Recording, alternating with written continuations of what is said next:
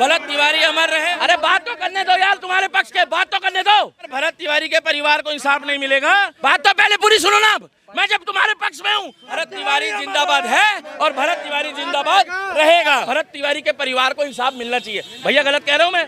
अगर ये किसी मंत्री का बेटा होता, चाहे वो बीजेपी का होता, चाहे कांग्रेस का होता, चाहे झाड़ू का होता, तो अब तक तो इंसाफ मिल गया होता। सम्राट चौधरी जी की आंखें नहीं खुली तो हम भाई साहब उनकी आंखें भी खोल देंगे। 27 भी दूर है, 29 भी दूर है। ये बिहार, उत्तर प्रदेश, मध्य प्रदेश, छत्तीसगढ़, झारखंड के जितने भी लोग हैं ना, ये अगर एक हो गए, क्या एक हो गए, तो सत्ताधारी सरकार को रातों रात पानी पिला देगी। हजारों लाखों लोग आए हैं, पहले तो उनके लिए बहुत बहुत धन्यवाद। ये भरत तिवारी के लिए नहीं आए हैं, ये भरत तिवारी जैसा कोई व्यक्ति ना बन जाए इस दुनिया में और भारत देश में। जो क्रांतिकारी लौह पुरुष है, इसमें लिखा है क्रांतिकारी वीर शहीद भरत भूषण तिवारी को श्रद्धांजलि सभा दी जाए। उसका कारण है यहाँ लोग बिहार से, छत्तीसगढ़ से, मध्य प्रदेश से, मथुरा से, वृंदावन से, ग्रेटर नोएडा से क्यों आए हैं?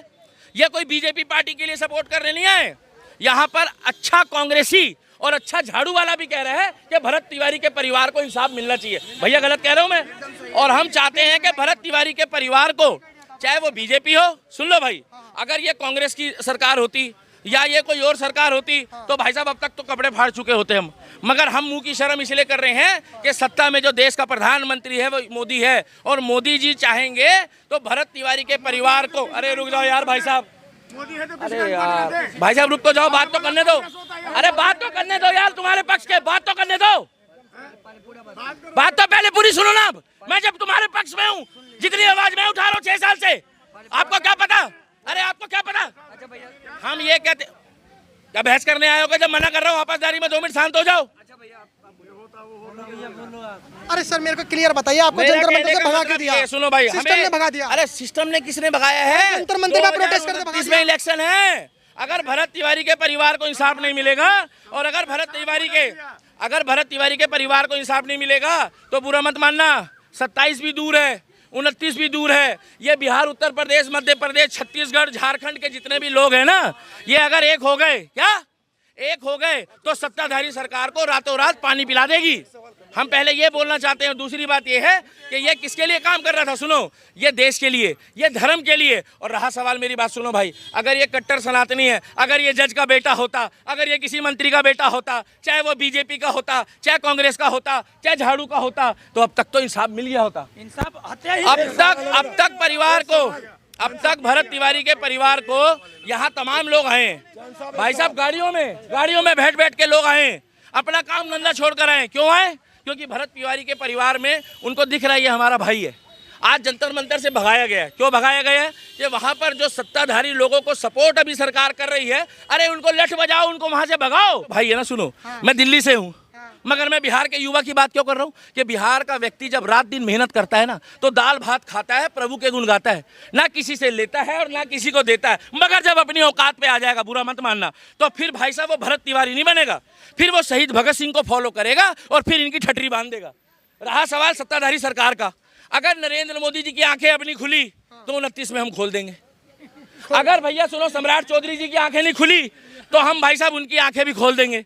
क्योंकि ये बिहार का व्यक्ति, छत्तीसगढ़ का व्यक्ति, मध्य प्रदेश का व्यक्ति, दिल्ली का व्यक्ति, और ये युवा है। रहा सवाल कॉकरोच फकरूच को इसमें मत घुसेड़ो। बिहार के मुख्यमंत्री कह रहे हैं हम भी योगी जी की तरह हैं। हाँ, कानून व्यवस्था में सम्राट चौधरी कह रहे हैं योगी जी की तरह। अरे कहने को तो तुम भी बिन क्विंटल बन जाओगे।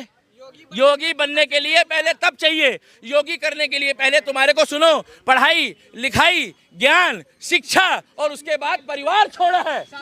यहाँ पर सुनो, यहाँ योगी बनने के लिए ना लोगों की लाइन लगी पड़ी है बीजेपी में कि भैया मुझे मुख्यमंत्री बनना है, सम्राट चौधरी जी क्या कह रहे हैं कि भैया हिंदूवादी है तो इसको साइड कर दो, हिंदूवादी है तो साइड कर दो।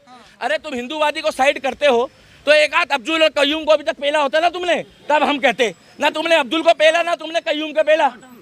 हम इतना कहना चाहते हैं कि इसके परिवार को इंसाफ मिलना चाहिए। और रहा सवाल, एक बात लोगों को और बता दूं, बात करते हैं हम हिंदू राष्ट्र की, बात करते हैं जातिवाद की। अगर कोई बात बोल रहा है तो कम से कम उसकी बात तो सुनो, वो आवाज किसके लिए उठा रहा है। और उसके बाद आपका मौका है तो आप भी बोल लेना। मगर एक मिनट रुको भैया, एक बार बोर्ड दिखा दो भैया, एक बार बोर्ड दिखा दो।